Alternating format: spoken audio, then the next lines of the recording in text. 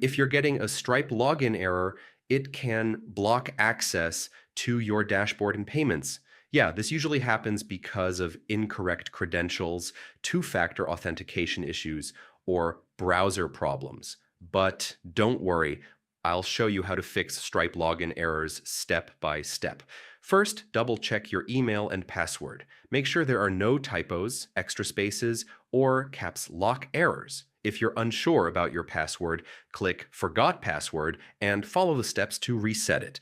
If you use two-factor authentication, make sure your code is correct and generated recently. Resync your Authenticator app if needed. Browser issues can block login, clear your cache, disable extensions, or try logging in from a different browser or device.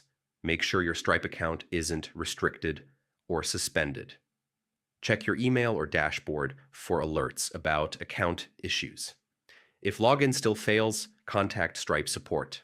They can help recover your account and resolve any access issues. And that's it. Following these steps usually fixes Stripe login errors so you can access your dashboard and manage payments. If this helped you, feel free to like the video and check out the channel for more Stripe troubleshooting tutorials.